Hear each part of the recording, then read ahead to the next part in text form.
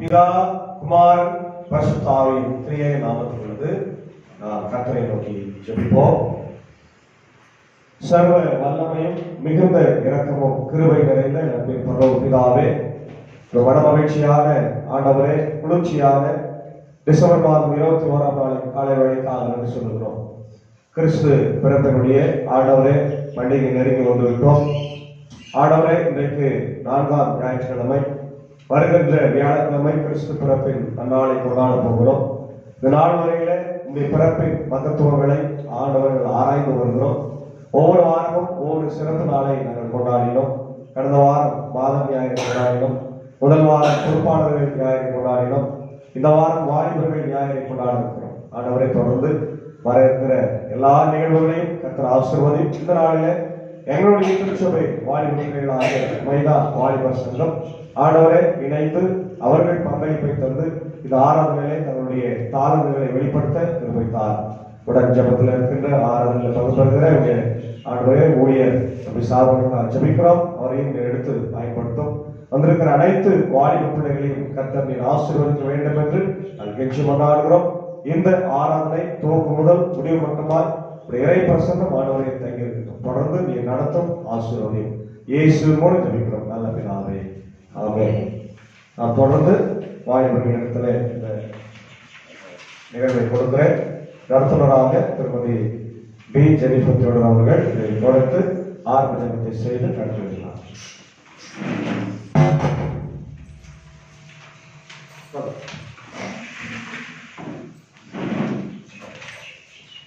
யோவான் திருச்சபை தாமரை வாலிபர் ஞாயிறு இன்று நடத்தப்பட இருக்கிறது. ஆரம்ப ஜெபம். நேற்றும் என்றும் என்றும் மாறாத எங்கள் அன்பின் பரலோக பிதாவே, ஆனால் ஆசீர்வதிக்கப்பட்ட இந்த காலைகளுக்காக நன்றி செலுத்துகிறோம். கடந்த நாட்கள் முழுவதும் எங்களை கண்மணி போல் பார்த்த கிருபைக்காக நன்றி செலுத்துகிறோம் ஆண்டவரே. இந்நாளில் கூட ஆண்டவரே எங்களை ஒரு முகமாய் சேர்த்து உம் அன்றை கூட்டி சேர்த்து உங்கள் மகத்தான கிருபைக்காக நன்றி செலுத்துகிறோம். தொடர்ந்து உடைய பிரசன்னம் எங்களோடு கூட இருந்து வழிநடத்துகிற சாமி. வர இருக்கிறதான ஒவ்வொரு பிள்ளைகளையும் எங்களையும் நீர் கூட்டி சேருங்க. பேசுகிறதான வார்த்தைகள், பாடல்கள் அப்பா ஒவ்வொன்றும் உம்முடைய நாமத்தை மகிமைப்படுத்த மாத்திரமே நாங்கள் சிறிய தேவன் நீர் எங்களை தகுதிப்படுத்த வேண்டுமாக நாங்கள் சொல்கிறோம். தொடர்ந்து உங்களுடைய நாம மகிமைப்படுத்தும் துதி பக்கான மகிமை யாவர்களுடைய எழுதுகிறோம்.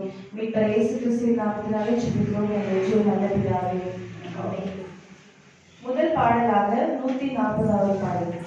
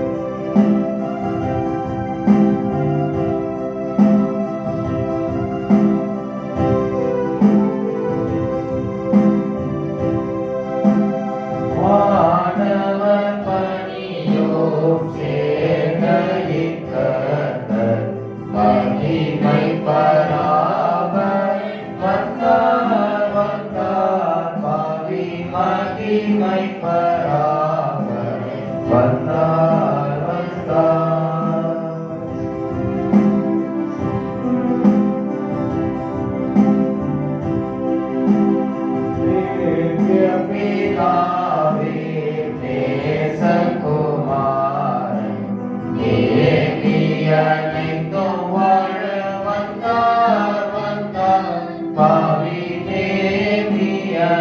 என்றும் வாழ வந்தார் வந்தார்.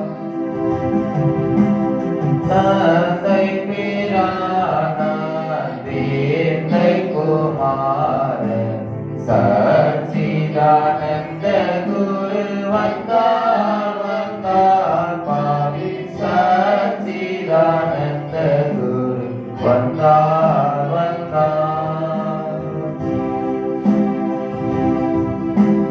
மெய்யான தேவன் மெய்யான மனுஷன் மேசியா ஏசையா வந்தார் வந்தார். பாவி மேசியா ஏசையா வந்தார் வந்தார்.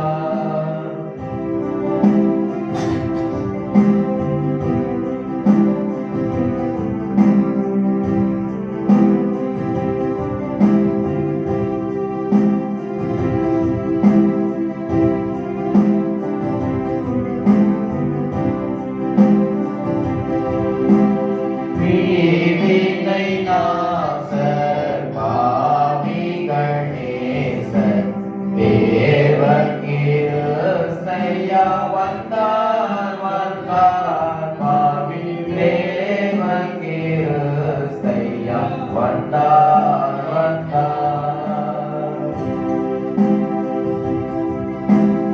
ஜெயராணி குண தேவிய பான திருமணுவேலனே வந்தார் வந்தார். பாவி திருமணுவேலனே வந்தார் வந்தார். ஆசை கண்ணாளர் ஆத்துமநேசர் அருமை மணாளனே வந்தார் வந்தார். பாவி அருமை மணாளனே வந்தார் வந்தார். பங்குயினாலே பெருங்குடி தீர்க்கும் வல்ல பராபரன் வந்தார் வந்தார். பாவி வல்ல பராபரன் வந்தார் வந்தார். ஆராதனை முறையில் சபை குரு. நாம் யாவும் நின்று பாடல் புத்தகத்தில் முதலாவது பக்கத்தில் உள்ள பிரதான தேவ ஆராதனை முறையை பின்பற்றுவோம். நமது வாழ்வா பிதா குமாரன் பசுதாவின் நாமத்தில் ஓராது.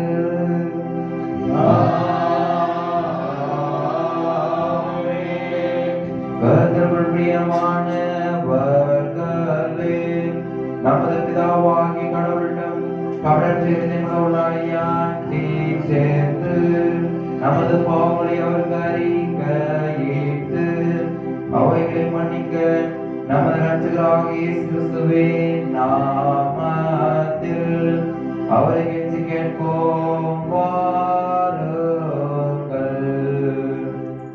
நமக்கு சகாயம் கர்த்தருடைய திருநாமத்தில் உள்ளது.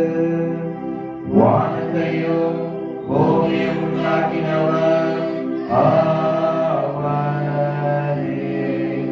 என் வேதங்களை கர்த்தருக்கு அறிக்கையிடுவேன். தேவரே, என் பாவத்தின் தோஷத்தை மன்னித்தீர்.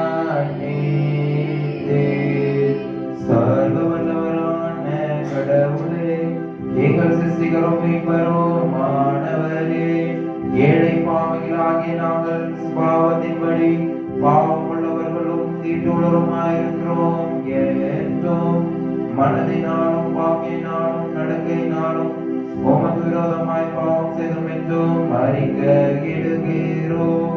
ஆதலால் எங்கள் ஆண்டவராகிய இயேசு கிறிஸ்துவின் நிமித்தம் நீர் காட்டின கிருபையை தேடி உம்முடைய அளவற்ற இரக்கத்தின் அடைக்கலம் புக வருகிறோம். அளவில்லாத இரக்கமுள்ள கடவுளே, எங்களை மீட்கும்படி மனத்துக்கு ஒப்பு கொடுத்த ஒரே பேரான குமார் நிமித்தம் எங்களுக்கு இறங்கி எங்கள் பாவங்களை எல்லாம் மன்னித்தருளும். உமது கிருபையினால் நாங்கள் நித்திய ஜீவனை சொந்தத்துக் கொள்ளபடி உமையும் சித்தரிகிற மெய்யானவரையும் உடைய சுதந்திரமையான கீழ்ப்படுதலையும் பசுத்த ஆவியை கொண்டு எங்கள் இருதயங்கள் அதிகப்படுத்த வேண்டும் என்று எங்கள் ஆண்டவராகிய இயேசு கிறிஸ்துவின் மூலமாக உங்களை வேண்டுகொள்கிறோம் கர்த்தாவே. ஆமென். சர்வ வல்லவரான பரமபிதாவாகி கடவுள் நமக்கு இறங்கினார். அவர் தமது ஒரே பேரான குமாரனை நமது பாவங்களுக்காக மனத்திற்கு ஒப்புக்கொடுத்து அவர் நிமித்தம் நமது பாவங்களை மன்னிக்கிறார். அவர் நாமத்தில் விசுவாசம் உள்ளவர்கள் கடவுளின் பிள்ளைகளாகும்படி அதிகாரம் கொடுத்து அவர்களுக்கு தமது பசுத்த ஆவியை தந்துள்ளதாக வாக்குத்தத்தம் பண்ணினார். விசுவாசமுடைய ஞானஸ்நானப்பட்டவன் ரட்சிக்கப்படுவான். கர்த்தாவே, எங்கள் அனைவருக்கும் கிருபை செய்துள்ளோம்.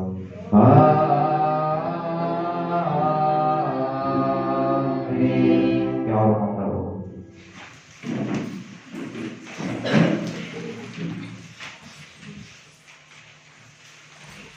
சிறப்பு பாடல் அமைக்க வாழ்வு.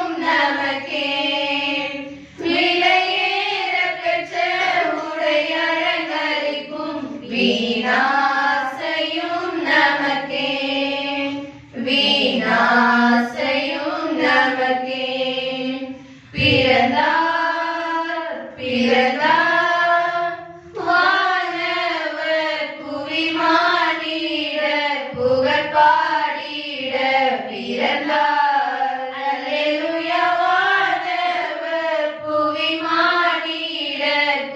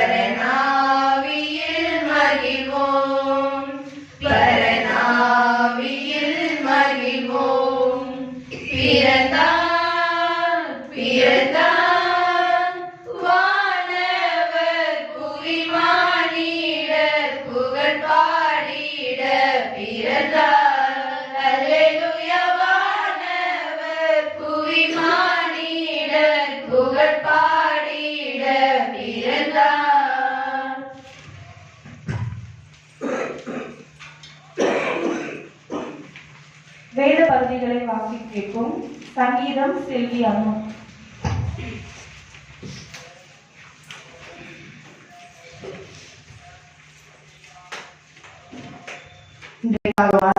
சங்கீத பகுதி சங்கீதம் 24.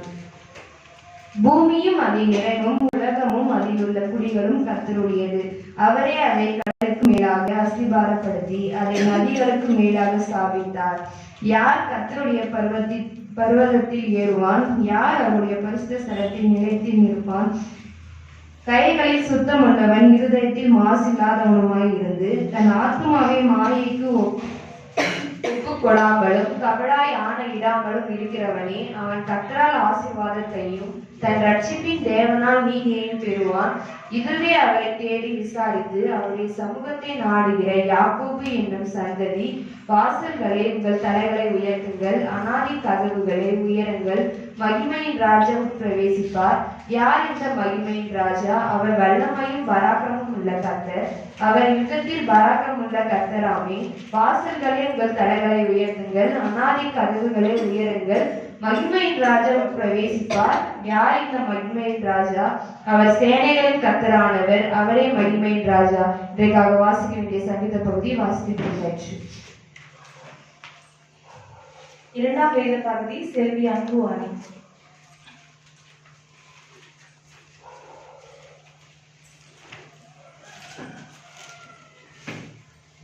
இதற்காக வாசிக்க வேண்டிய பழைய ஏற்பாடு பகுதி ஏசாயா 7ஆம் அதிகாரம் 10 முதல் 17 வரை. பின்னும் கர்த்தர் ஆகாசை நோக்கி, நீ உன் தேவனாகிய கர்த்தரிடத்தில் ஒரு அடையாளத்தை வேண்டிக்கொள், அதை ஆழத்தில் இருந்தாகிலும் உன்னதத்தில் இருந்தாகிலும் உண்டாக கேட்டுக்கொள் என்று சொன்னார். ஆகாசம், நான் கேட்க மாட்டேன், நான் கர்த்தரை பரீட்சை செய்ய மாட்டேன் என்றார். அப்பொழுது ஏசாயா, தாவீதின் வம்சத்தாரே கேளுங்கள், நீங்கள் மனுஷரை விசனப்படுத்துகிறது போதாதென்று என் தேவனையும் விசனப்படுத்த பார்க்கிறீர்களோ? ஆதலால் ஆண்டவர் தாமே உங்களுக்கு ஒரு அடையாளத்தை கொடுப்பார். இதோ, ஒரு கன்னிகை கர்ப்பவதியாகி ஒரு குமாரனை பெறுவார். அவருக்கு இம்மானுவேல் என்று பெயரிடுவார்.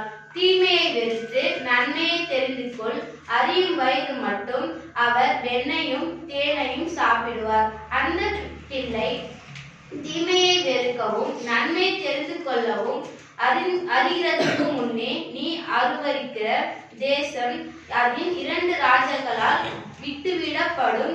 எப்ராயிம் யூதாவை விட்டு பிரிந்த நாள் முதல் வராத நாட்களை கர்த்தர் உன்மேலும் உன் ஜனத்தின் மேலும் உன் பிதாவுடைய வம்சத்தின் மேலும் அசிரியாவின் ராஜாவினாலே வரப்படுவார் என்றது. மூன்றாம் வேத பகுதி செல்வி தெபோரா கனிமொழி.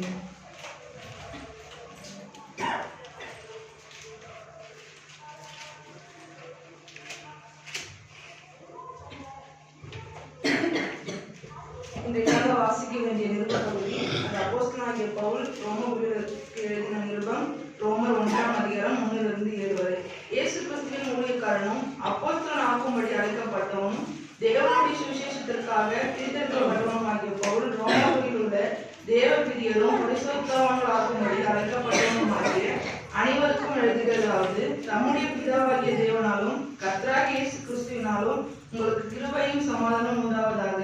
இயேசு கிறிஸ்துவை குறித்து தேவன் தம்முடைய தீர்க்கதரிசிகள் மூலமாய் பரிசுத்த வேதாகமங்களில் முன்னமே தம்முடைய சுவிசேஷத்தை பற்றி வாக்குத்தத்தம் பண்ணினபடி கர்த்தராகிய இயேசு கிறிஸ்துவானவர் மாம்சத்தின்படி தாவீதின் சன்னதியில் பிறந்தவரும் பரிசுத்தமுள்ள ஆவியின்படி தேவனுடைய சுதன் மீது மரித்தோரிலிருந்து உயிர்த்தெழுந்ததினாலே பலமாய் ரூபிக்கப்பட்ட தேவகுமாரமாய் இருக்கிறார்.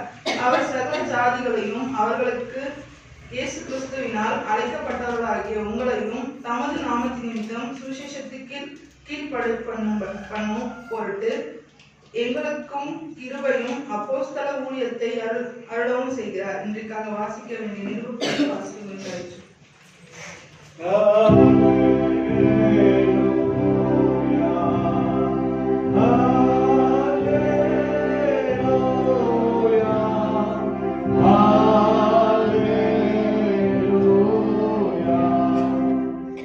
நான்காம் வேத பகுதி செல்வி மர்லின் கார்த்திகா.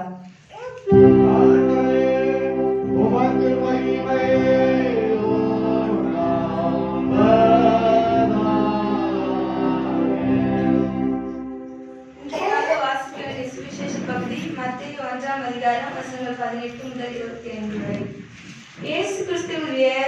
ஜனனத்தின் விவரமாவது, அவருடைய தாயாகிய மரியாள் யோசேப்புக்கு நியமிக்கப்பட்டிருக்கையில் அவர்கள் கூடி வரும் முன்னே அவள் பரிசுத்த ஆவியினாலே கர்ப்பவதியானாள் என்று காணப்பட்டது.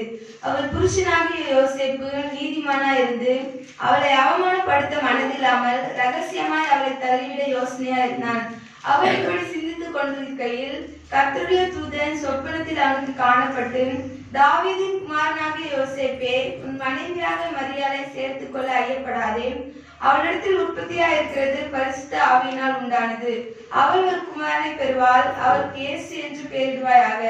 ஏனெனில் அவர் தமது ஜனங்களின் பாவங்களை நீக்கி அவர்களை ரட்சிப்பார் என்றார். தீர்க்கதரிசியின் மூலமாய் கர்த்தராலே உரைக்கப்பட்டது நிறைவேறும்படி இதெல்லாம் நடந்தது. அவன், இதோ ஒரு கன்னிகை கர்ப்பவதியாகி ஒரு குமாரனை பெறுவாள். அவருக்கு இம்மானுவேல் என்று பெயரிடுவார்கள் என்று சொன்னான். இம்மானுவேல் என்பதற்கு தேவன் நம்மோடு இருக்கிறார் என்று அர்த்தமாம். யோசேப்பு நித்திரை தெளிந்து எழுந்து கர்த்தருடைய தூதன் தனக்கு கட்டளையிட்டபடியே தன் மனைவியை சேர்த்துக் கொண்டு அவள் தன் முதற் பேரான குமாரனை பெருமளவும் அவளை அறியாதிருந்து அவருக்கு இயேசு என்று பெயரிட்டார். இன்றைக்காக வாசிக்க வேண்டிய சுவிசேஷ பகுதி வாசித்து முடிந்தாச்சு.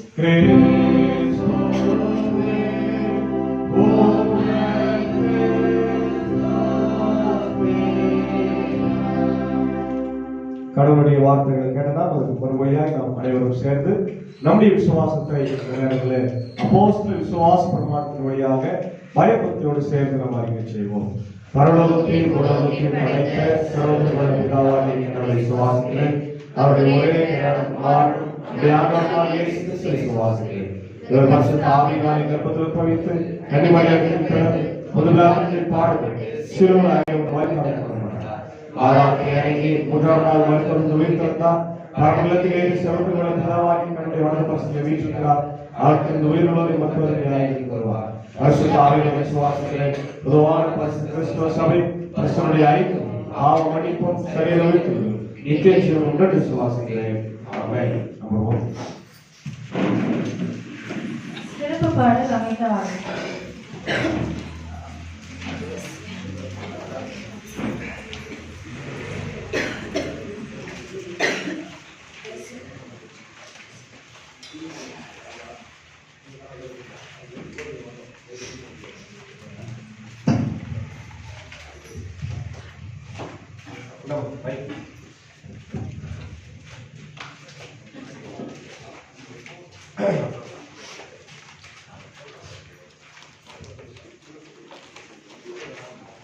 பாவங்கள் போக்கவே சாபங்கள் நீக்கவே பூலோகம் வந்தாரையா. மனிதரை மீட்கவே பரலோகம் சேர்க்கவே சிலுவையில் சுமந்தாரையா. பாவங்கள் போக்கவே சாபங்கள் நீக்கவே பூலோகம் வந்தாரையா. மனிதரை மீட்கவே பரலோகம் சேர்க்கவே சிலுவையில் சுமந்தாரையா. கண்ணீரை துடைத்தாரையா, சந்தோஷம் தந்தாரையா. கண்ணீரை துடைத்தாரையா, சந்தோஷம் தந்தாரையா. எந்தன் இயேசுவே, எந்தன் இயேசுவே, எந்தன் இயேசுவே, எந்தன் இயேசுவே. தங்கத்தை கேட்கவில்லை, வைரத்தை கேட்கவில்லை, உள்ளத்தை கேட்டாரையா. ஆசியை கேட்கவில்லை, அந்தஸ்தை கேட்கவில்லை, உள்ளத்தை கேட்டாரையா. நன்மையை கேட்கவில்லை, வைரத்தை கேட்கவில்லை, உள்ளத்தை கேட்டாரையா. ஆஸ்தியை கேட்கவில்லை, அந்தஸ்தை கேட்கவில்லை, உள்ளத்தை கேட்டாரையா. நான் தேடி போகவில்லை, என்னை தேடி வந்தாரையா. நான் தேடி போகவில்லை, என்னை தேடி வந்தாரையா. எந்தன் இயேசுவே, எந்தன் இயேசுவே, எந்தன் இயேசுவே,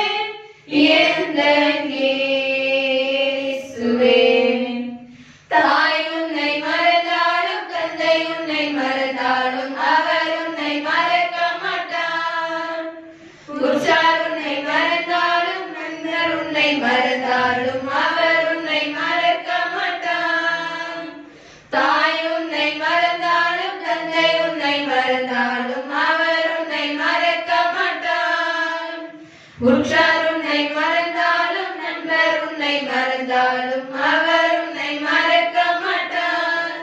கரம் பிடித்து நடத்திடுவார், கண்மலை மேல் நிறுத்திடுவார். கரம் பிடித்து நடத்திடுவார், கண்மலை மேல் நிறுத்திடுவார். எந்தன் இயேசுவே, எந்தன் இயேசுவே, எந்தன் இயேசுவே, எந்தன் இயேசுவே.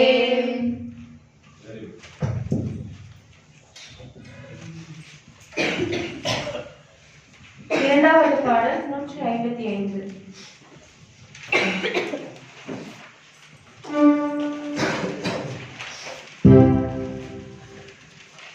Thank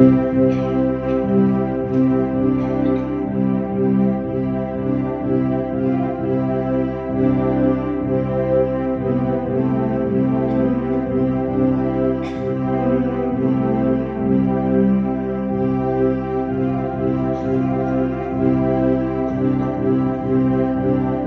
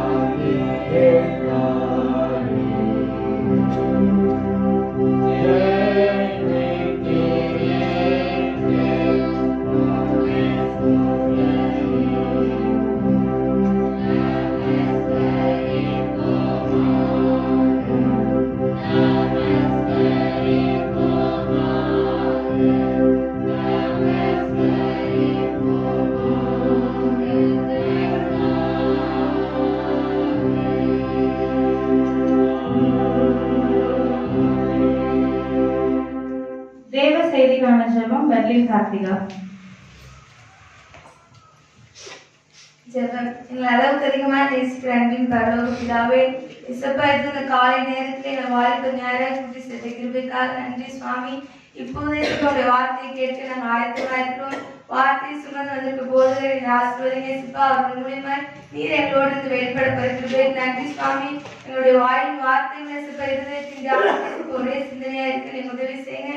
நீரை பொறுப்பெடுத்துக் கொள்ளுங்க. வழிநடத்துங்க மூலமாக ஜெபிக்கிறேன் ஜீவனுள்ள நல்ல பிதாவே. ஆமென். Praise the Lord. Hallelujah. எல்லாம் மகிழ்ச்சியா இருக்கிறீங்களா? ஆல்மோஸ்ட் கிறிஸ்துமஸ்க்கு வந்துட்டோம். இன்னும் 2-3 நாள் தான். ஆல்மோஸ்ட் கிறிஸ்துமஸ் தான். அதனால கிறிஸ்துமஸ்க்கான ஆயத்தங்கள் எல்லாம் நம்ம பண்ணிக்கொண்டே இருக்கிறோம். வீடுகளை வெள்ளையடித்தல், அலங்கரித்தல், புதிய எடுத்துறது, பிரியாணி செய்யறதுக்கான ஏற்பாடுங்க எல்லாம் நடந்து கொண்டே இருக்கிறது. சரி, அம்மாவர்களே, இந்த காலை நேரத்தில் நாம் தியானிக்கும்படியாக நம்ம கொடுத்திருக்கிற திருமறை பகுதி அது மத்தேயு எழுதின சுவிசேஷம் 1ஆம் அதிகாரம் 18 முதல் 25 வரை உள்ள வசனங்கள்ல இதுவும் ஒரு கிறிஸ்துமஸ் செய்தி போன்றதுதான். யோசேப்பும் மரியாளும் கடவுளுடைய ஊழியத்தை தன்னுடைய அதாவது ஊழியமா நம்மெல்லாம் இப்போ வசனத்தை அறிவிச்சு செய்யறோம். அவங்க வாழ்க்கையிலேயே அதை செய்ய ஆரம்பிச்சாங்க. மரியாளுடைய பணி இயேசுவை சுமந்து பெற்றெடுப்பது, அவரை இயேசுவை வளர்ப்பது. யோசேப்பின் பணி மரியாளை சேர்த்து கொண்டு மரியாளுடைய வாழ்க்கையில் துணையாக இருந்தார். அவர் உயிரோடு இருக்கிற வரையில மரியாளோடு அவர் இருந்தார். இது அவங்க பிசிக்கலா உடல் ரீதியாகவும் அதே நேரத்தில் சமூக ரீதியாகவும் ஒரு குடும்பமாக வாழ்ந்து இயேசு என்கின்ற ஆண்டவரை பெற்றெடுத்து அவர்கள் செய்த ஊழியத்தை தான் இந்த பகுதியில நம்ம பார்க்கணும். இந்த 1ஆம் அதிகாரம் ஒரு சிறப்பு மிக்க அதிகாரம். ஏன்னா உங்களுக்கு ஏற்கனவே நான் சொல்லியிருக்கிறேன், கடவுள் இந்த உலகத்தோடு தொடர்பு கொண்டு 400 ஆண்டுகளுக்கு பிறகு எழுதப்பட்டதுதான் என்னது மத்தேயு சுவிசேஷம். அதுக்கப்புறம் தான் எல்லா சுவிசேஷங்களும் நிருபங்களும் பவுலடிகளார் நிருபங்களும் எல்லாமே வருகிறது. இப்போ யோவான் ஸ்நானகர் 400 ஆண்டுகளுக்கு பிறகு மக்களை சந்திக்கின்ற ஒரு நிகழ்வு நடைபெறுகிறது. அப்படி நடைபெறுகிற போது இங்க மத்தேயு குறிப்பிட்டு சொல்லுகிறார், முதல் அதிகாரத்துல இயேசு ஆண்டவருடைய வம்ச வரலாறு முதல் அதிகாரம் 1ஆம் வசனத்திலிருந்து 17ஆம் வசனம் வரையில பாத்தீங்கன்னா இயேசு ஆண்டவர் ஆபிரகாம் வம்சத்தில் வந்தாரு, ஆபிரகாமுடைய தலைமுறையிலிருந்து அவர் வந்தாரு அப்படின்றத மிக தெளிவாக மத்தேயு சொல்லுகிறார். இதுல பாத்தீங்கன்னா 4 பெண்கள் இடம் பெறுகிறார்கள். அதுல 3 பெண்கள் புறஜாதியார். யார் அந்த 4 பெண்கள்? 4ஆம் வசனம் 5ஆம் வசனம் படிங்க. ஆராம் அமிதாவை பெற்றான், அமிதாப் நகோசனை பெற்றான், நகோசோன் சல்மோனை பெற்றான், சல்மோன் போவாசை ராகாபினிடத்தில் பெற்றான். ராகாப் யாரு? ராகாப் யாரு? ஒரு வேசி. யோசுவா காலத்துல, யோசுவா 2ஆம் அதிகாரத்துல பாத்தீங்கன்னா அவங்க வருவாங்க. அவங்க யோசுவாவையும் காலேபையும் அவங்க கூட வந்த வேவு பார்க்க இஸ்ரவேல் மக்கள் வேவு பார்க்க வந்தாங்க. எகிப்துல இருந்து நம்ம வெற்றி பெறுவோமா இல்லையா கானானுக்கு போறதுக்குள்ள அப்படி அவங்க எதிரிகிட்ட இருந்து காப்பாற்றி அவளை வழிநடத்தின ஒரு சகோதரி யாரு? ராதா, ஒரு வேசி. அவங்க ஆண்டவருடைய வம்சாவளியில இடம் பெறுகிறார்கள். இவங்க யாருன்னா போவாசை பெற்றெடுத்தோம். போவாசுக்கு அப்பா அம்மா சல்மோனும் ராதா. போவாசு யாரை பெற்றெடுக்கிறார்? ஓபேத் இல்லையா? ஓபேத் யாரு? போவாசுக்கும் ரூத்துக்கும் பிறந்தவர் ஓபேத். ரூத் யாரு? ரூத் யாரு?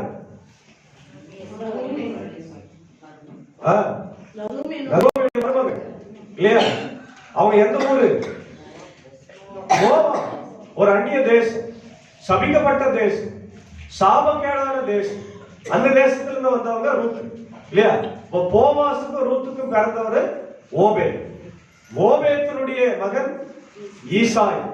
ஈசாயுடைய குலக்குழுந்துதான் வேர் தான் தாவீது. தாவீதிலிருந்து வந்த அந்த வேர் தான் ஏசாய். இல்லையா? அதுதான் நீங்க பாருங்க. அதுக்கப்புறம் நீங்க பாத்தீங்கன்னா தாவீது ராஜா உரியாவின் மனைவி பத்சேபாவுடைய அந்த வயிற்றுல சாலமோன் பிறக்கிறாரு. பத்சேபாவும் இன்னொரு ஒரு பெண். அப்போ ஆண்டவர் அவருடைய பிறப்புக்கு நிறைய மக்களை பயன்படுத்தி இருக்கிறார். ஒன்று ரெண்டு இல்ல, பல்வேறு மக்களை பயன்படுத்தி இருக்கிறார். அதுல மிக மிக முக்கியமானவர்கள் மரியாவும் யோசேப்பும். அதான் இந்த பகுதியில நம்ம பார்க்கின்றோம் இல்லையா?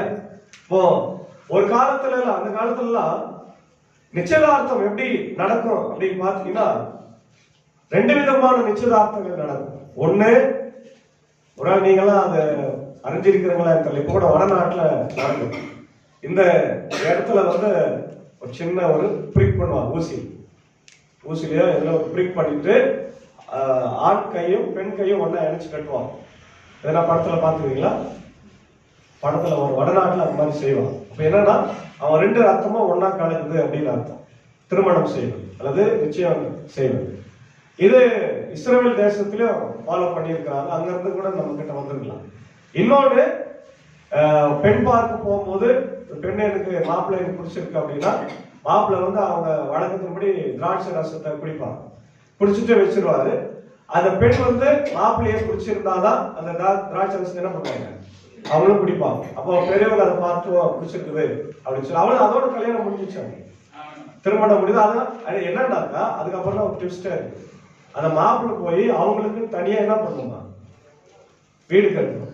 வீடு கட்டுற வரைக்கும் அந்த பொண்ணு, நியமிக்கப்பட்ட பொண்ணு அவங்க தாய் வீட்டுல அமைதியா வெயிட் பண்ணிட்டே இருக்கணும். வெயிட் பண்ணிட்டே இருக்கணும். எப்போ கணவர் வருவார், எப்போ மாப்பிள்ளை வருவார் தெரியாது, எப்போ வீடு முடியும்னு தெரியாது, சொல்லவும் மாட்டான். அப்பெல்லாம் கம்யூனிகேஷன் எங்க இருந்துச்சு இல்லையா? அப்போ அவங்க காத்து கொண்டே இருப்பார்கள். மணமகன் வருகிற வரையில காத்து கொண்டு இருந்து மணமகன் வந்த பிறகு அந்த அம்மாவை என்ன பண்ணுவாங்க, அழைத்து கொண்டு போவாங்க. இதுதான் அன்றைக்கு இருந்த யூத பாரம்பரிய பெற்றார். இன்னொரு முறையும் சொல்றாங்க. அதாவது இந்த மாப்பிள்ளை வரும்போது காசு மாலையை என்ன பண்ணுவாங்களா, அவங்க கழுத்துல போட்டுருவாங்க. நம்ம எப்படி தாலி கட்டுற மாதிரி காசு மாலை போட்டுருவாங்க. அதுதான் ஏசாமி சொல்ற ஒரு ரோமையில ஒரு அம்மா என்ன பண்ணாங்க, ஒரு வெள்ளி காசை தொலைச்சிட்டாங்களா இல்லையா, தொலைச்சிட்டு தேடினாங்க. அப்போ அதுக்கு கனெக்ட் பண்ணி பார்த்தா வருது. பைபிள்ல வந்து எப்படி நிச்சயதார்த்தம் நடத்தினாங்கன்னு இல்லை, ஆனா சில காரணிகளை நம்ம வச்சு நம்ம அதை சொல்றாங்க. அப்போ மாப்பிள்ளை வரும்போது அந்த காசு மேல போட்டுக்கணும். அது நிறைய காசுகள் இருக்கும், வெள்ளி காசு. அது ஒண்ணு தொலைஞ்சா கூட மாப்பிள்ளை என்ன பண்ண மாட்டாரு, பொண்ணை கூட்டு போக மாட்டார். அப்ப நம்ம என்ன பண்ணிக்கணும், மாப்பிள்ளை வர வரைக்கும் அவர் வீடு கட்டி முடிச்சுட்டு அந்த அம்மாவை கூட்டு போற வர வரைக்கும் வெள்ளி காசை இப்ப புரியுதா? நம்ம ஒரு வெள்ளி காசுக்காக விளக்கு கொடுத்து தேடிட்டு இருந்தாங்க. வாழ்க்கை அதான், அது ஒரு வெள்ளி காசு தொலைச்சிட்டாக்கா என்ன இல்ல, வாழ்க்கை கிடையாது. அவங்க திருப்பி வேற அந்த அம்மா கல்யாணமா நடக்காது. அதனால இந்த மாதிரி இதெல்லாம் வந்து அன்னைக்கு இருந்த யூத பாரம்பரிய கலாச்சாரம். அப்போ மரியாளுக்கு யோசேப்புக்கு நியமிக்கலாம். ரெண்டு பேருமே கசின், சொந்தக்காரங்க தான், ரொம்ப தூரத்து உறவெல்லாம் இல்ல, சொந்தக்காரங்க தான், உறவினர்கள் தான். ரெண்டு பேருமே தாவீதுடைய வம்சத்துல வந்தவங்க தான். பாருங்க இல்லையா? அவருடைய தாயாகிய மரியாள் யோசேப்புக்கு நியமிக்கப்பட்டிருக்கையில் அவர்கள் கூடி வரும் முன்னே அவள் பரிசுத்த ஆவியினாலே கர்ப்பவதியானாள் என்று காணப்பட்டது. அவள் புருஷனாகிய யோசேப்பு நீதிமானாயிருந்து அவளை அவமானப்படுத்தும் மனதில்லாமல் ரகசியமாய் அவளை தள்ளிவிட யோசனையா இருந்தான். நல்லா கவனிங்க, ஏசாண்டவருடைய பிறப்புல இன்னைக்கும் நிறைய பேருக்கு என்ன இருக்குது, சந்தேகம். இந்த கன்னி பிறப்பு எப்படி நடந்தது, விர்ஜின் பர்த். இன்னைக்கு நிறைய குளோனிங் எல்லாம் நீங்க கேள்விப்பட்டிருக்கீங்களா? குளோனிங் எல்லாம் வந்து ஒரு மனுஷனுடைய செல்லில் இருந்து ஸ்டெம் செல், அதாவது நம்முடைய பிறக்கும் போது தொப்புள் கொடி வைப்பார், அதான் ஸ்டெம் செல். அதுல இருந்து எடுத்து நம்மள மாதிரி உருவாக்கலாம். ஆனா இன்னைக்கு அதெல்லாம் அரசாங்கம் என்ன பண்ணிக்கிறாங்க, ஏன்னா நம்மள மாதிரி இன்னைக்கு என்ன மாதிரி உருவாக்கிட்டா 2 ஐயர் காலையில வந்து என்ன நினைப்பீங்க, யாரும் மெல்ட் தெரியாது இல்லையா? என்ன மாதிரி உருவாக்குவாங்க. அது ஒரு வகையில இறந்து போனவங்கள நம்ம உயிரோட கொண்டு வரதுக்கான ஒரு வாய்ப்பு இருந்தாலும், ஆனா அது பெரிய குழப்பங்களை ஏற்படுத்தி விடுன்னு அதை தடை பண்ணிக்கிறாங்க. இப்போதைக்கு தடை பண்ணிக்கிறாங்க, பிற்காலத்துல என்ன ஆகுன்னு தெரியல. ஏஐ எல்லாம் வந்ததுனால அதை அப்ரூவ் பண்ணுவாங்களான்னு நமக்கு தெரியாது இல்லையா? அப்போ இன்னைக்கு அந்த மாதிரிலாம் இருக்கு. ஆணும் பெண்ணும் சேராமலே குழந்தைய என்ன பண்ணலாம், இது பண்ணலாம். இப்போ இன்னைக்கு இந்த ஏஐனால நிறைய கம்ப்யூட்டர்ஸ், நிறைய பொம்மை, அந்த கம்ப்யூட்டர் ரோபாட்டிக் இது வந்துச்சு ஏஐ. அதே நம்ம செய்யற வேலையெல்லாம் செஞ்சுனே இருக்கு.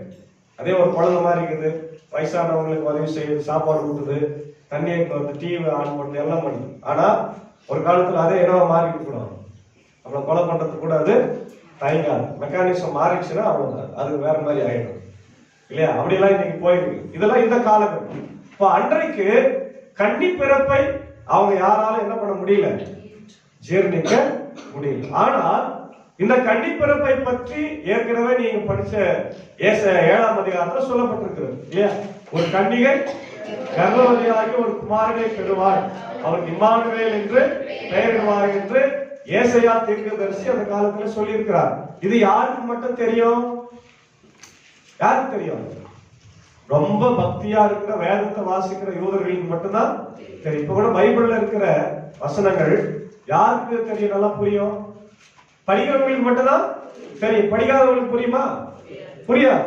அதனால உங்களுக்கு சொல்ல, வீட்டிலே நீங்க எல்லாம் வேதத்தை வாசிக்கணும். இப்போ 4 பகுதியா, இந்த வாரம் 4 பகுதி ஐயர் பிரசங்கம் பண்ண போறாருன்னா, இந்த வாரத்துல நீ படிச்சுட்டு வந்தாதான் நான் சொல்லும் போது உங்களுக்கு புரியும். ஏன்னா வேதம் என்பது, கடவுளுடைய வார்த்தை என்பது கடல் மாதிரி, ஒரே நாள்ல எல்லாத்தையும் சொல்ல முடியாது.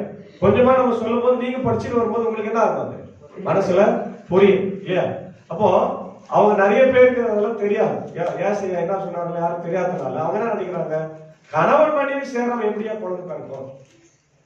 அது சரியான கேள்விதான், அதுல எந்த விதமான தப்பும் இல்லை. ஆனால் நமக்கு தெரியும், கண்ணுடைய வார்த்தை அன்னைக்கு சொல்லப்பட்டது நிறைவேறியது. கன்னிகை கர்ப்பவதி ஆனார், அதான் முக்கியம். மரியாள் இளம் பெண்ணாக கர்ப்பவதியாக கடவுளுடைய வார்த்தை அவளுக்குள்ள செயலாற்றி அது குழந்தையாக வந்தது. அதுதான் முக்கியமான செய்தி. அப்போ இந்த செய்தி ஏற்கனவே நியமிக்கப்பட்டிருக்கிற யோசேப்புக்கு போய் எட்டு. என்ன பண்ணீங்க வந்து என்ன பண்ணுவாங்க? இன்னைக்கு அந்த மாதிரி நடந்தா என்ன பண்ணுவாங்க? நமக்கு நியமிக்கப்பட்டிருக்கிற பெண்ணு கருவை சுமந்து கொண்டிருக்கிறாள் என்று மணமகன் அறிந்தால் என்ன பண்ணுவார்? அவர் நேரா கட்சி எடுத்து வந்துடுவார் இல்லையா? இல்லையா? இல்ல என்ன பண்ணுவாரு? அவமானப்படுத்துவார். தெருவில் நின்று குடும்பமா வந்து அசிங்கப்படுத்துவார். இப்போ பேஸ்புக்கு, இன்ஸ்டாகிராம் இல்லையா, இதெல்லாம் போட்டு இன்னும் அசிங்கப்படுத்துவார். இதெல்லாம் நம்ம பார்க்கணும். ஆனா யோசேப்பு நீதிமானா இருந்தார். அல்லேலூயா. அவர் யாரு? நீதிமான். ஒரு ஆண் எப்படி செயல்பட வேண்டுமோ அப்படி செயல்பட்டார். அமைதியாக, பொறுமையாக. நிறைய நேரத்துல நம்முடைய குடும்ப வாழ்க்கையில ஆண்கள் கூட என்ன பண்ணோம்? அமைதியோட, பொறுமையோட செயல்பட வேண்டும். அப்படி நம்ம செயல்பட்டோம்னா நிறைய காரியங்களை சாதித்துக் கொண்டு போக முடியும். அவசரப்பட்டு, கோபப்பட்டு, ஆத்திரப்பட்டோம்னா நம்ம குடும்பம் தான் பாதிக்கும். நம்மளை சார்ந்து இருக்கிற மனைவி, பிள்ளைகள், உறவுகள் தான் பாதிக்கும். யோசிப்பு அப்படி செய்யல இல்லையா? என்னதான் இருந்தாலும் மரியாள் நம்ம சொந்தக்கார பொண்ணு, நியமிக்கப்பட்டவன், சரி பரவாயில்ல, அவளை நம்ம தள்ளி விட்டுலான்னு மற்றவங்கள மாதிரி அவன் யோசிக்கிறான். அந்த குணம் இன்னைக்கு எல்லா ஆண்களுக்கும் வேணும். எல்லா ஆண்களுக்கும், குறிப்பா நம்முடைய கிறிஸ்தவ ஆண்களுக்கு வேணும். அந்த பொறுமை, அந்த குணம் இருந்தால் மட்டும்தான் நம்ம நல்லா செயல்பட முடியும் இல்லையா? அப்போ கடவுளுடைய வார்த்தையின்படி அந்த அம்மாவை அவன் ஏற்றுக்கொள்ளுகிறான். அடுத்தது என்ன நடக்குது? யோசேப்புக்கு என்ன வருது? சொப்பனம் வருகிறது இல்லையா? அவன் அப்படி சிந்தித்துக் கொண்டிருக்கையில் கர்த்தருடைய தூதன் சொப்பனத்தில் அவனுக்கு காணப்பட்டு, தாவீதின் குமாரனாகிய யோசேப்பே, உன் மனைவியாகிய மரியாளை, ஏறக்குறைய பாருங்க, நல்லா கவனிங்க, பெட்ராத்துக்கு தான் முடிச்சிருக்குது, ஆனா அதுவே கல்யாணம் தான். அதனாலதான் அவன் என்ன சொல்றான்? தூதனு மனைவின்னு சொல்றான். மனைவியாகிய மரியாளை சேர்த்துக்கொள்ள ஐயப்படாத, சந்தேகப்படாத. சந்தேகம் வாழ்க்கையில, சந்தேகம் என்பது ரொம்ப நம்ம வாழ்க்கையில பிரச்சனைக்குரிய, அது ஒரு கேன்சர் மாதிரி சொல்லுவாங்க இல்லையா? கணவன் மனைவியை சந்தேகப்படும், மனைவி கணவனை சந்தேகப்படுவது ஒரு கேன்சர் மாதிரி. அது வந்துச்சுன்னா நல்லாவே ஆகாது, குடும்பத்துல சமாதானம், சந்தோஷமே இருக்கு. யாரையும் சந்தேகப்படாம அவங்கள ஏற்றுக்கொள்ள வேண்டும். ஐயப்படாது, அவரிடத்தில் உறுதியா இருக்கிறது பரிசுத்த ஆவியினாலே உண்டானது என்று தேவதூதன் சொல்றாங்க. இதுதான் முக்கியமானது இல்லையா? பழைய ஏற்பாடுல பாத்தீங்கன்னா உபாகமம் 22-24 வாசிங்க.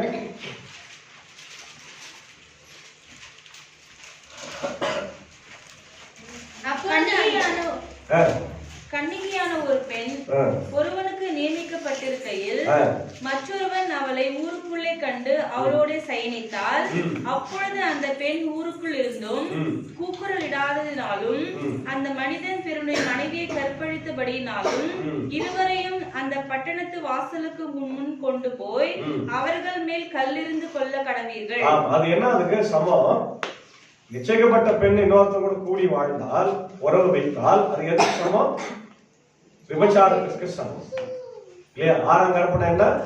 விபச்சாரம் செய்யாது இருப்பாயாக. அப்படின்னா என்ன அர்த்தம்? உன் கணவனாகிய புருஷனிடத்துல, உன் மனைவியாகிய மனைவனிடத்துல மட்டும்தான் நீ கூடி வாழணும் இல்லையா? கடவுளுக்கு பயந்து இதை செய்யணும். இன்னைக்கு இந்த டாபிக்கை எடுத்தா, இந்த டாபிக் இல்லாத நியூஸ் பேப்பரே இல்லை, நியூஸே இல்லை. எவ்வளோ பிரச்சனைகள் இல்லையா? கல்ல உறவுனால எவ்வளவு பிரச்சனைகள் இன்னைக்கு உலகத்துல நம்ம சந்தித்து கொண்டே இருக்கோம். ஆனா பழைய பாட்டுல மோசேயின் ஆரம்பத்துல என்ன சொல்லி இருக்குது? விபச்சாரம். இது விபச்சாரம். நியமிக்கப்பட்டிருக்கிற ஒரு பெண் இன்னொரு மனிதனோடு கூடி வாழும் போது அது தவறு. அதை கல்லெறிந்துதான் என்ன பண்ணணும்? அப்ப ஏசாமியுடைய காலத்துல கூட ஒரு பெண் விபச்சாரத்துல பிடிப்பட்டதுனால ஓடி வராங்க, கல்லெறிந்து தொட்டின்னு தானே வராங்க. ஏசாமி காப்பாற்றுறாங்க இல்லையா? அதெல்லாம் நீங்க யோசிப்போம். அதே போல உபாகமம் 24:1 ஒருவன் ஒரு ஸ்திரீயை விவாகம் பண்ணி கொண்ட பின்பு அவளிடத்தில் லட்சியான காரியத்தை கண்டு அவள் மேல் பிரியமற்றவனானால் அவன் தள்ளுதலின் சீட்டை எழுதி அவள் கையில் கொடுத்து அவளை தன் வீட்டில் இருந்து அனுப்பிவிடலாம். அவனை அனுப்பிடலாம். விபச்சாரத்துல பிடிப்பட்டாக்கா கணவன், அதாவது பெற்றாத்தல் ஆன பிறகு கூட, நிச்சயதார்த்தம் ஆன பிறகு இந்த மாதிரி நடந்தாலும் துரத்திடலாம். கல்யாணம் ஆயிட்டு கூடி வாழும் போது அந்த அம்மா வேற யாருக்கும் கூட தொடர்பு இருந்தா கூட துரத்திடலாம். இது பெண்களுக்கு மட்டும் இல்ல, ஆண்களுக்கும் பொருந்தும் இல்லையா? அந்த பெண்களை மட்டும் அப்படி சொல்லியிருக்கிறாங்க. அதனால பெண்களுக்கு மட்டும் நீங்க வச்சுக்காதீங்க, ஆண்களுக்கு அது பொருந்தும். மோசேயுடைய சட்டம் பயங்கரமானது. அதான் நமக்கு பார்ப்போம். இப்போ யோசேப்பு உத்தமனும் சன்மார்க்கனும் நீதிமானுமா இருந்தபடினாலே மரியாதை வெட்கப்படுத்தவில்லை, அவமானப்படுத்தவில்லை. அவன் நினைத்திருந்தால் நம்மாவை என்ன பட்டம் கட்டியிருக்கலாம்? விபச்சார பட்டம் கட்டியிருக்கலாம். ஆனா அவன் செய்யல. செய்யாம அவளை மன்னித்து ஏற்றுக்கொள்ள அவன் மனதாயிருந்தான், அல்லது மன்னித்து தள்ளிவிட மனதாயிருந்தான். இதுதான் ஒரு ஆண் மகனுடைய குவாலிட்டி. ஆண் என்ற குவாலிட்டினா என்னன்னா, நிறைய பேர் ஆண்கள் நினைச்சுக்கிறாங்க அடக்கி ஆள்வது, அடிப்பது, மனைவியை அடிப்பது, மதிப்பது, இதுதான் ஆண் அப்படின்னு நினைச்சுக்கிறாங்க. ஆண்மை அல்லது ஆண் தன்மை அது இல்லை. பொறுமையோடு இருப்பதுதான் ஆண்மை. எல்லாரையும் நேசிப்பது ஆண்மை. மனைவியை நேசிப்பது, பிள்ளைகளை நேசிப்பது, எந்த நேரத்திலும் அமைதியாய் பொறுமையாய் தேவ மனிதனாய் யோசேப்பை போல அமைதி காப்பதுதான் ஆண்மை. அடிப்பது ஆண்மை அல்ல, கொலை செய்வது ஆண்மை அல்ல, கத்தி தூக்குவது ஆண்மை அல்ல, கோபப்படுவது ஆத்திரப்படுவது ஆண்மை இல்லை. இல்ல கணவர், எல்லா கணவர்களும் நீங்க இத யோசித்து பார்க்கணும் இல்லையா? இன்னைக்கு நம்முடைய மனைவிகளை நம்ம எப்படியோ நேசிக்கிறோம், நம்முடைய பிள்ளைகளை எப்படி நேசிக்கிறோம், குடும்பத்துல ஏன் சண்டை வருது, அவசரப்படுற அந்த கோபம் ஆத்திரம், இது எல்லாத்தையும் நம்ம யோசித்து பார்க்கணும். யோசிக்கிறோம் சரி இது எப்படி நடந்திருக்கும். மரியாதை பத்தி அவனுக்கு தெரியும். சின்ன பொண்ணுக்கு இது தெரியாம நடந்துச்சா, இல்ல யாருன்னா அதை நம்ம பொண்ணுக்கு எடுத்துட்டாங்களா, இல்ல தவறாக வழிநடத்தப்பட்டாங்களா, பல அவனுக்கு யோசனை. போய் உடனே அவனுக்கு போய் கேள்வி கேட்கல, அந்த அம்மாவை அவமானப்படுத்தல, யோசிக்கிறான். இதுதான் தேவை. எதுவுமே எந்த ஒரு விஷயத்தையும் நம்ம என்ன பண்ணணும், ஆணா இருந்தாலும் பெண்ணா இருந்தாலும் யோசித்து முடிவு எடுக்கும் போது அது நமக்கு நல்லா இருக்கும். அதான் யோசிப்பு செய்யறோம். யோசிக்கும் போது தேவதூதர் வந்து சொன்னாருப்பா, நீ யோசிக்கிறது கரெக்ட் தான், அது கர்த்தருடைய குழந்தை. அது யாரு? ஆண்டவராகிய இயேசு கிறிஸ்து. நீ அதை பத்தி ஒன்னும் சந்தேகமே படாத. ஒண்ணு அவன் சந்தேகம் தெளிவானது. அவன் போய் நேரா சந்தோஷத்தோடு மரியாதை என்ன பண்றான், ஏற்றுக்கொள்கிறான். வேதம் சொல்லுகிறது, ஏசாமி பிறக்கிற வரையில அவங்க புருஷன் பொண்டாட்டியா உறவு வைக்கல, உறவு இல்லாம இருக்கிறாங்க. அதுக்கப்புறம் தான் அவரு வாழ்ந்தாரு, கூடி வாழ்ந்தாரு அப்படின்னு வேதம் சொல்லுதான். அவள் ஒரு குமாரனை பெறுவாள், அவருக்கு இயேசு என்று பெயரிடுவார். ஏனெனில் அவர் தமது ஜனங்களின் பாவங்களை அவருக்கு என்ன, இயேசு என்ன அர்த்தம்? ரட்சகர். என்ன அர்த்தம்? ரட்சகர். இயேசு அப்படின்னா ரட்சகர். அதான் கிரேக்க மொழியில இயேசுஸ் என்று சொல்லப்படுகிறது. எபிரேய மொழியில என்ன தெரியுமா? யெஷுவா. எபிரேய மொழியில இயேசு என்று சொன்னா எழுதி வச்சுங்க, சைட்ல எழுதி வைங்க. யெஷுவா. யெஷுவா என்ற எபிரேய பேருடைய கிரேக்க மொழியாக்கம் தான் இயேசுஸ். கிரீக்ல இயேசுஸ். இயேசுஸ் என்ற அந்த வார்த்தைக்கு இங்கிலீஷ்ல ஜீசஸ், நம்ம இயேசு பயன்படுத்தும். இப்ப இயேசு அப்படின்னா அவர் அழகான அந்த அர்த்தமே சொல்லுது, தமது ஜனங்களின் பாவங்களை நீக்கி ரட்சிக்கிறவர். இதுதான் கர்த்தருடைய வார்த்தை. அப்போ அடுத்தது பாருங்க, தீர்க்கதரிசி மூலமாய் கர்த்தராலே உரைக்கப்பட்டது நிறைவேறும்படி இதெல்லாம் நடந்தது. அதுக்கப்புறம் இன்னொரு பேர் வந்தது, இதோ ஒரு கன்னிகை கர்ப்பவதியாகி ஒரு குமாரனை பெறுவாள், அவருக்கு இம்மானுவேல் என்ன அர்த்தம் இல்லையா? அப்ப உடனே இந்த சந்தேகம் எல்லாம் தீர்ந்து போல. அவனுக்கு யோசேப்பு நித்திரையா இருக்கிறான், இந்த கனவு அவனுக்கு தெளிந்தப்பட்டு எழுந்து தன் மனைவியான மரியாதை சேர்த்து கொண்டு அவள் முதல் பேரனை குமாரை பெருமணமும் அவளை அறியாதிருந்து அவருக்கு இயேசு என்று பெயரிட்டார்கள். இது வரலாறு நமக்கு தெரியும். இப்ப இம்மானுவேல்னா கணவன் நம்மோடு கூட இருக்கிறார். கிறிஸ்துனா இல்ல, அபிஷேகம் பண்ணப்பட்டவர், அனாயிண்டட் ஒன். அனாயிண்டட் ஒன், அபிஷேகம். எதுக்கு அபிஷேகம் பண்ணப்பட்டாரு?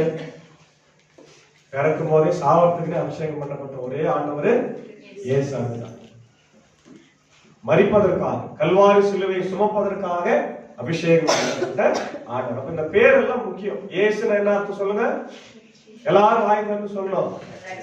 ரட்சகர். இயேசுனா அப்படின்னு என்ன அர்த்தம்?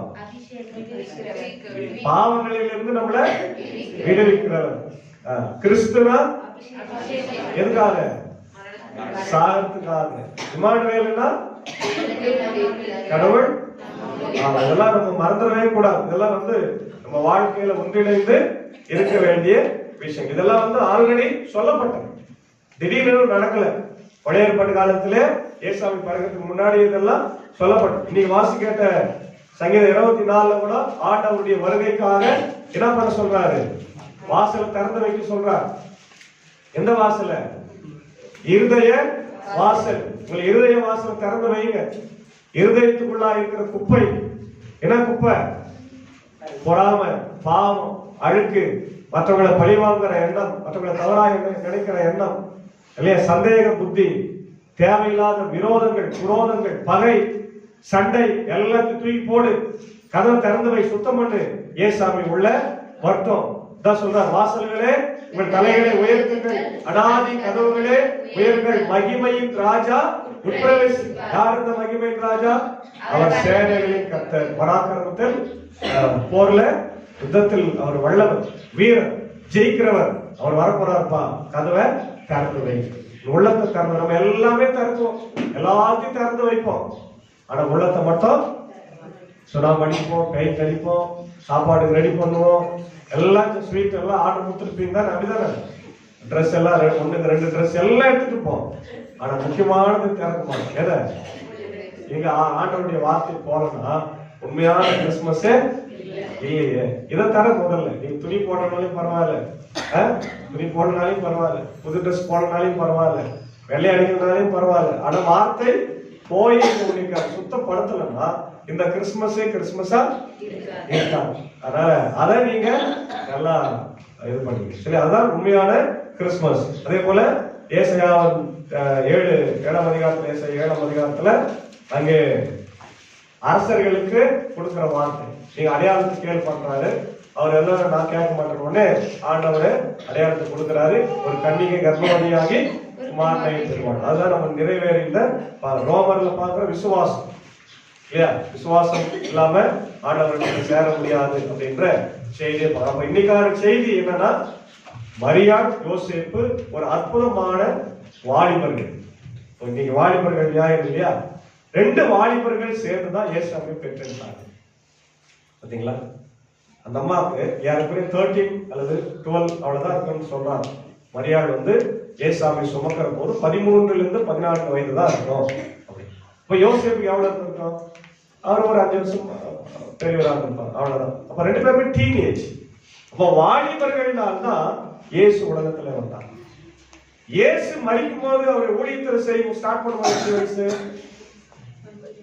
30 வயசு ஊழியத்தை ஸ்டார்ட் பண்ணுவோம்.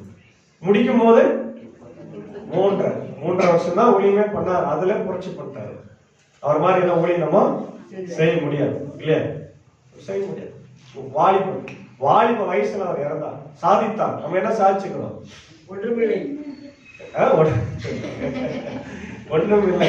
இல்லையா? ஒண்ணும் இல்ல. அப்போ ஒண்ணு இல்லாம போயிடலாமா? ஆண்டவர் படைத்த நோக்கம் அதுதானா? அவர் கேட்க மாட்டாரா?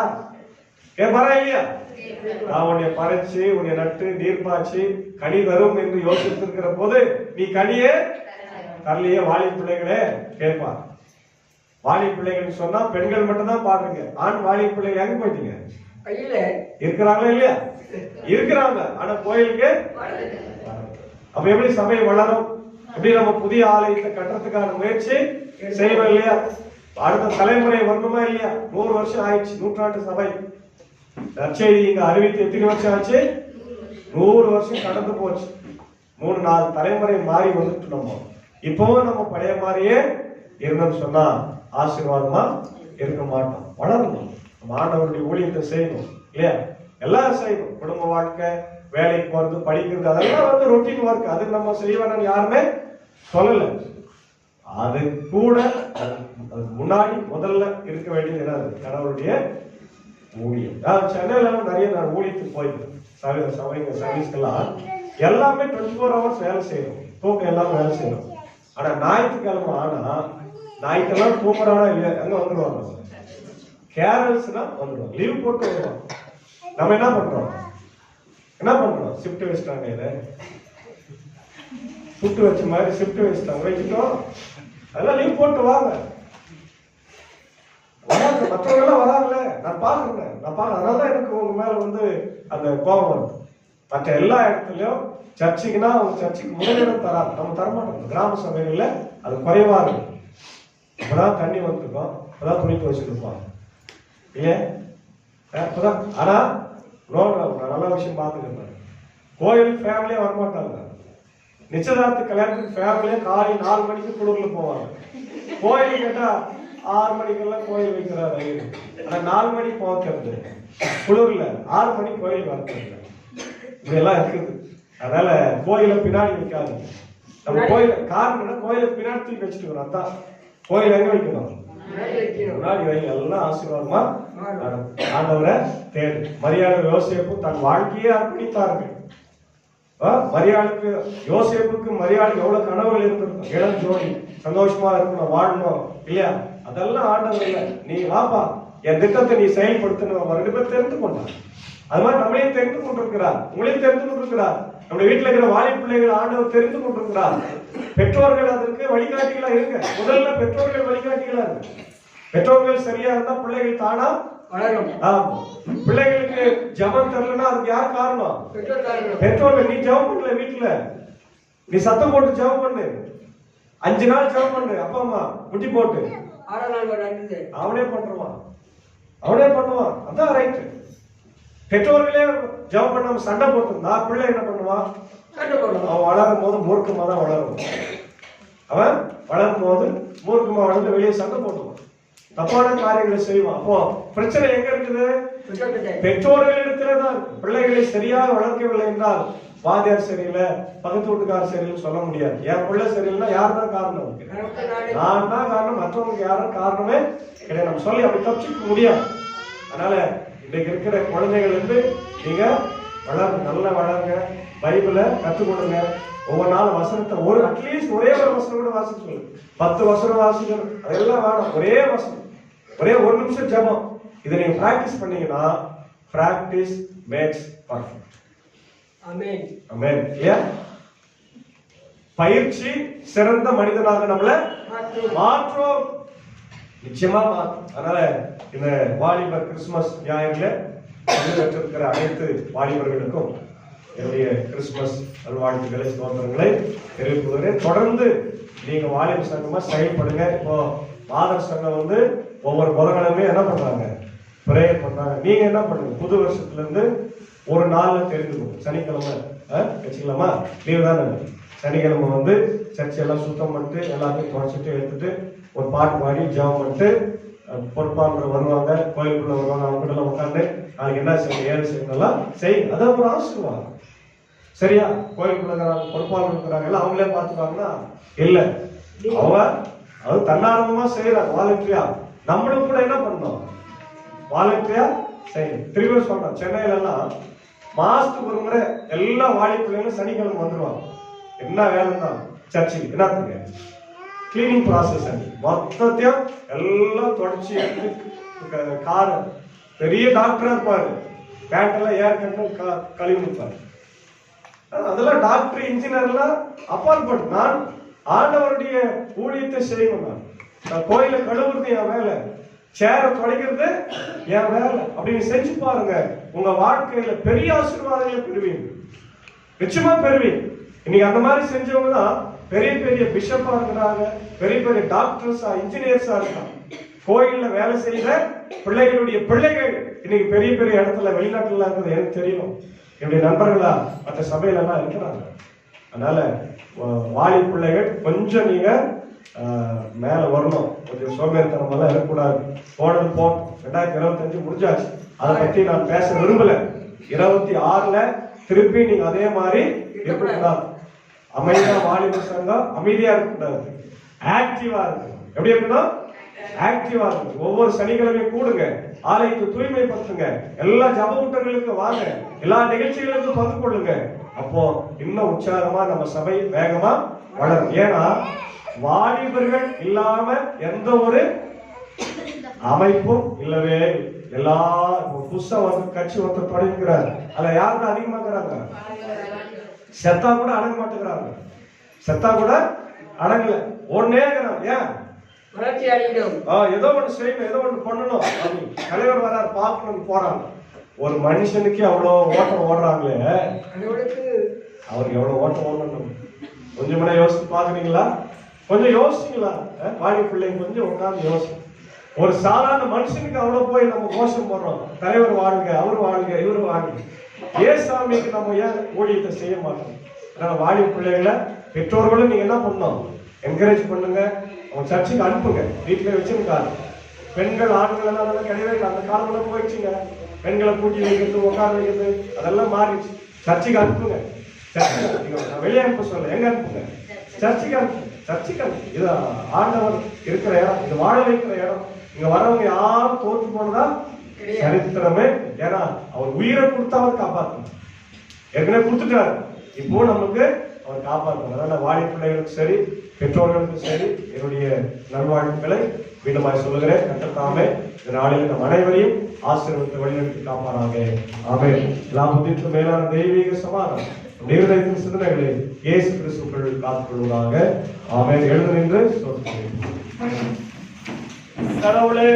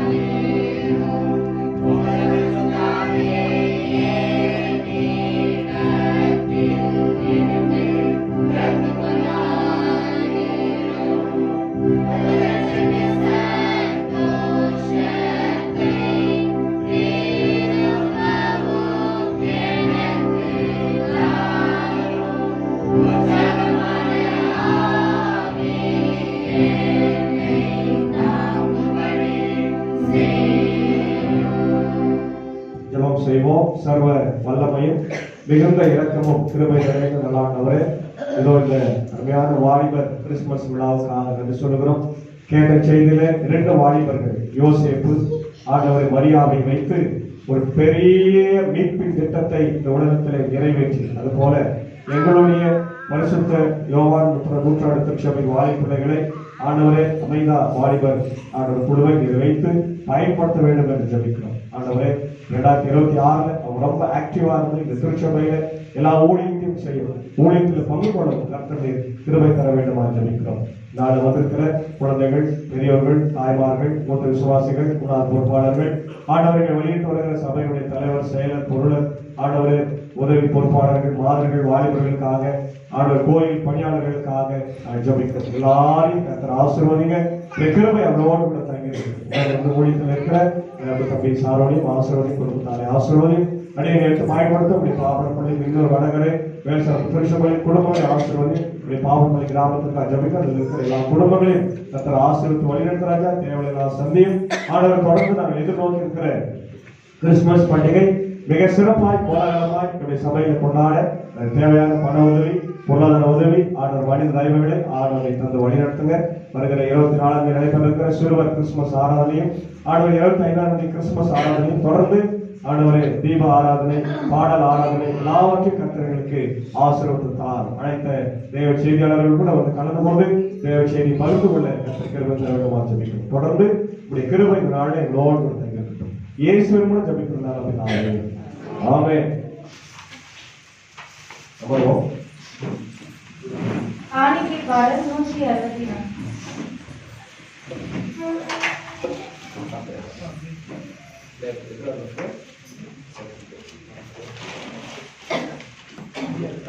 நம்ம பிள்ளை தியாவுக்கு நேற்று தினத்துல 2வது பிறந்தநாள். ஆகவே பழைய எங்களை நேசிக்கிற நல்ல தகப்பனே, சிறு பிள்ளைகளை அதிகமாய் நேசிக்கிறவர் இந்த காலை நேரத்துல அன்பு பிள்ளை தியாவுக்கு ஜெபிக்கிறோம். ஆண்டவரே, நேற்று தினத்துல 2வது பிறந்தநாளை கண்டு என்ன செலுத்திருக்கிறார் என்று சொல்லுகிறோம். கடந்த வருஷத்துல நாங்கள் எல்லாரும் போய் இந்த முதல் பிறந்த நாளை சிறப்பாக நடத்தினோம். இந்த வருஷத்தையும் ஆண்டவரை காத்திருக்கிறேன். கடந்த 1 வருட காலமாக பிள்ளையோடு இருந்திருக்கிறேன். இதோ ஆபத்து, விபத்து, நாசம், மோசம், வியாதி, பயத்திலிருந்து காத்திருக்கிறேன். அதற்காக ஆண்டவரை நாங்கள் நன்றி சொல்லுகிறோம். மகளை இப்பொழுதும் காத்திர வைத்து ஜெபிக்கிறோம். இந்த புதிய வருஷத்தை ஆசீர்வதி. ஆண்டவர் நாடு ஒரு மேனி பொழுது நோக்கமாய் மகள் உம்முடைய வார்த்தையின்படி நடந்து கொள்ள ஆண்டவரை கிருபைத்தார். இயேசுவானவர் குழந்தையிலிருந்து மனித தயவனாலே கர்த்தருடைய ஆசீர்வாதத்தினால் வளர்க்கப்பட்டார் என்று வேதம் சொல்லுகிறபடி மகள் ஆண்டவர் வளர்க்கப்பட கிருபைத்தார். பெற்றிருக்கிற அன்பு ஆண்டவர் ஆபிரகாம் அவர்களுக்காக, அன்பு மகளுக்காக ஜெபிக்கிறோம். பிள்ளைகளை கர்த்தர் ஆசீர்வதிங்க. தம்பதிகளாக விசுவாசத்தோடு இருந்து ஆண்டவர் இந்த வாழ்க்கையில இன்னும் மென்மேலும் வாழ்க்கையில உயரவும், இன்னும் பிள்ளைகளை பெற்றெடுக்கவும் கர்த்தர் கிருபைத்தார். இரு குடும்பங்களுடைய பெற்றோர்களை கர்த்தர் ஆசீர்வதி. எதிர்கொண்டிருக்கிற கிறிஸ்துமஸ் புத்தாண்டு இந்த குடும்பத்திற்கு பெரிய ஆசீர்வாதம். குறிப்பாய் அன்பு மகள் தியாவை உடைய பார்ப்பதை ஒப்புக்கொடுக்கிறோம். அந்த கோட்டைகளாய் மறைத்துக் கொண்டு இன்னும் இதே போல அநேக பிறந்த நாட்களை கண்டு பல ஆண்டவரை பிறந்தநாள் 100 ஆண்டுகளை கண்டு ஆண்டவர் வாழ கிருபைத்தார். மகன் இயேசுவின் மூலம் ஜெபிக்கிறோம் நல்ல பிதாவே, ஆமென். கர்த்தருடைய கிருபை அந்த பிள்ளையை நோடு கூட இருந்து கர்த்தர் ஆசீர்வதிப்பார். ஆமென். சொல்றோம். Happy birthday. God bless. Thank you. தொடர்ந்து நாம் நாளைக்கு பாடலை பாடுவோம். சிறு பிள்ளைகள் பாடல பாடலையா?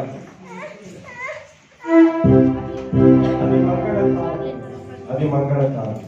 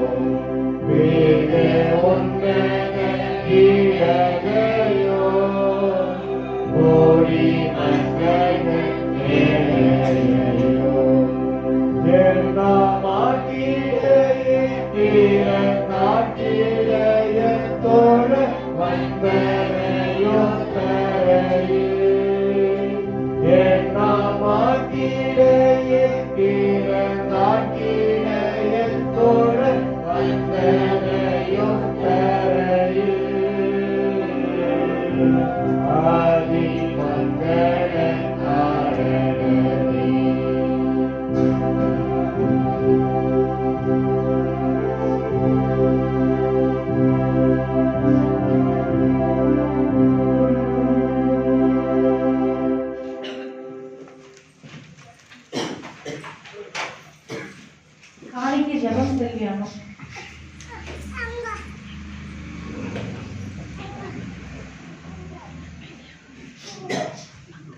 ஜெபிப்போம். நேற்று நின்று மனப்பதியுமாய் நேசிக்க நல்லதவனே யோசிப்பா இந்த அருமையான இந்த கால வேலைக்காம் கொடாத கொடி நன்றி ராஜா. எங்கே 2 பேர் 3 பேர் நாற்பத்தினால கூடி மையப்படுத்துகிறீர்களோ ரசவாடி கொண்டிருப்பேன் என்று சொன்ன தகப்பனே அதை காமிக்கு நன்றி ராஜா. அந்த தகப்பனே 1000 நாட்களை பார்த்தையும் பிரகாரங்களில் செல்லும் ஒரு நாள் நல்லது என்று சொன்னீரே தகப்பனே அந்த காமிக்கு நன்றி ராஜா. தேசப்பா படைக்கப்பட்ட காணிக்கைக்காக செபிக்கிறோம் தகப்பனே. தேசப்பா அது 30ஆகவும் 60ஆகவும் 100ஆகவும் பணம் தரப்போற கிருபைக்காகவும் நன்றி செலுத்துகிறோம் தகப்பனே. அது ஊழியத்தில் பயன்படுத்த போற கிருபைக்காகவும் நன்றி செலுத்துகிறோம் ராஜா. யாராவது காணிக்கை கொடுத்தார்கள் தகப்பனே அவர்கள் எல்லாரும் நீங்க பேர்களாக தொட்டு நீங்க ஆசீர்வதிக்க போற கிருபைக்காகவும் நன்றி செலுத்துகிறோம் தகப்பனே. நான் கேட்டது கொஞ்சம் ராஜா கேட்க மறந்த நீதினி பாதுகாப்பதை நடத்துமாய் ஏசி மூலம் ஜனம் நடத்தவனே. பாருங்களா முழு ஜெபம் ஆசீர்வாதம் சபைக்குள். அனைவரும் எழுந்து நின்று ஜெபம் செய்வோம்.